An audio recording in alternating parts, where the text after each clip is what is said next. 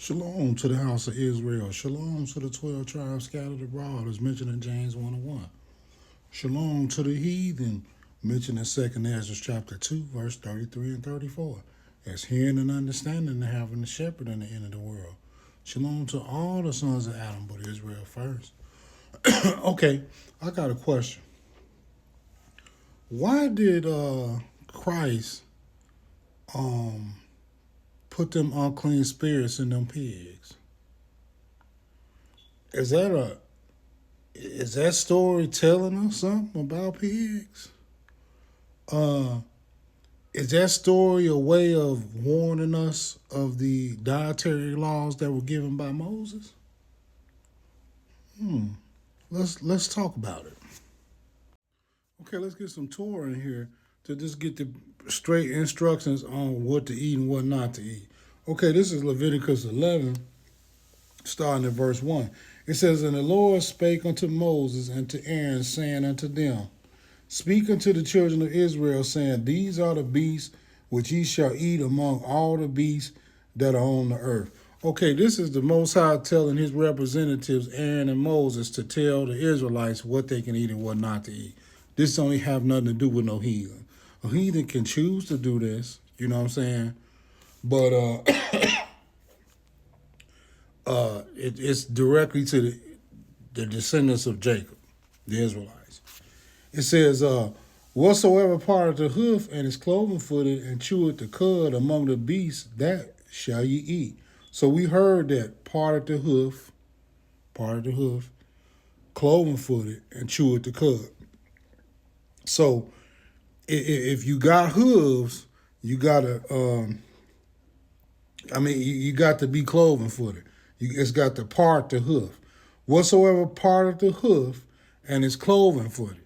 So it's gotta have a split in it. And chew the cud. You gotta chew the cud. That's three things. Whatever part of the hoof and is cloven footed and chew the cud, good business. You can eat that. Verse 4.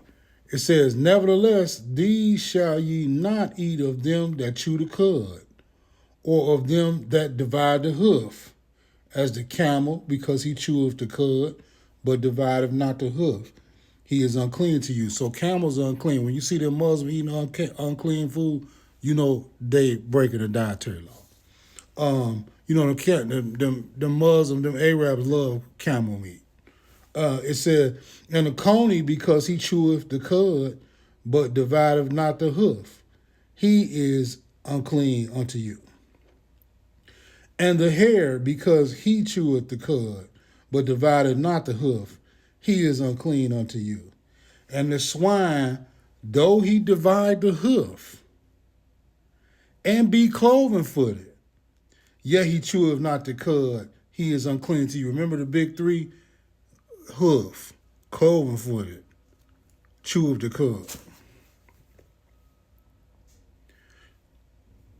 He don't chew the cud. He got hooves. They part the hoof. He cloven footed. He don't chew the cud though. You're not unclean. It's unclean to you. It says, of their flesh shall ye not eat, and their carcass shall ye not touch. They are unclean to you. You're not supposed to touch a dead pig. You're unclean. It's unclean. So we seeing that the Most High tell you, man, don't eat no pig. Period. Okay, so let's see how Yeshua, what was Yeshua's energy towards swine? Okay. This is Matthew 9 and verse 28. It says, and when he was come to the other side into the country of the Gergesenes, there met him two possessed with devils, coming out of the tombs, exceeding fierce, so that no man might pass by their way. And behold, they cried out, saying, What have we to do with thee, Jesus, the Son of God? He didn't say the son of Joseph, did he? He said, Art thou come hither to torment us before the time?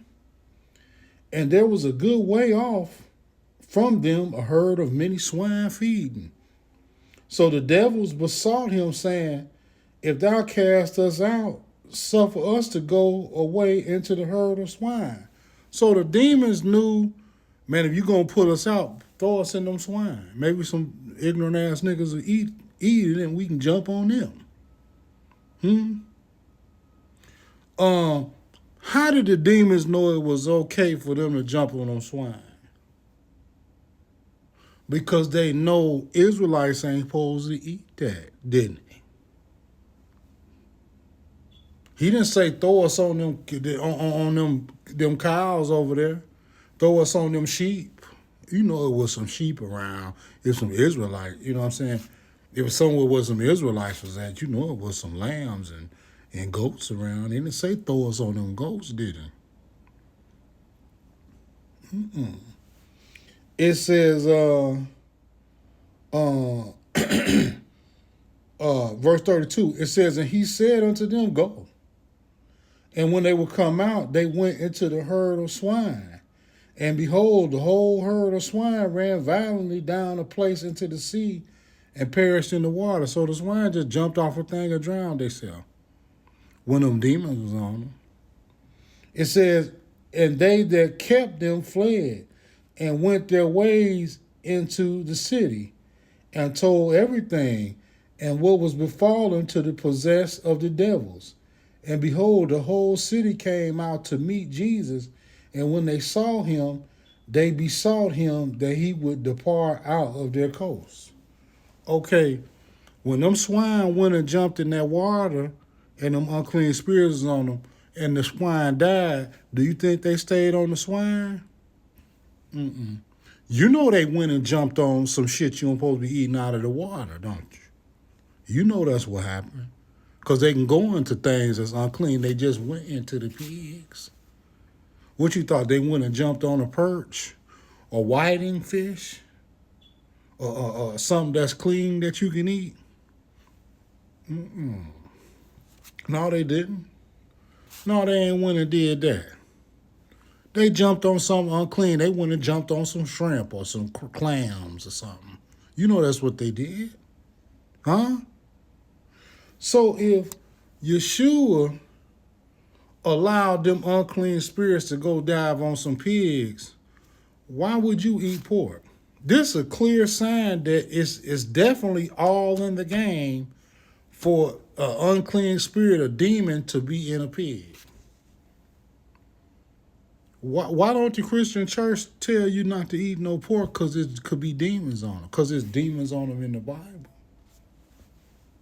Huh? Why they don't do that? It sounds like they kind of want you to have that because they eat pork in the church, don't they? Why did Yeshua put the demons on the pig? Because the house of Israel ain't supposed to eat it. That's why. He didn't put it on no clean animal, did he? He didn't let them demons jump on no clean animal, did he? So understand that this is in here not just some dumb story. It's to let you know that you got a chance of being in contact with some unclean spirit if you violate that dietary law, man. The pig, you told not to eat a pig. Why would you do it? Why would any human being do it if the Most High tell his favorite people not to do it? Why would any human being turn around and eat a human being that can read or heard that it say in God's book not to eat no swine? Why would you eat it? You either don't believe or just rebellious. And you gonna have them demons on. You gonna need some exorcist put on you and them demons took up out you. Because you and your kids both eating demons. That's why. Yeah. Yeah, people got demons on them. They're eating the shit that Christ put on. Christ put demons on pigs. Right in the book for us to see. Romans 15 and 4 say, all whatsoever written aforetime before our learning. Man, you see that it's a green light to put for demons to be on pigs, don't you? Don't be stupid, man. Don't be stupid.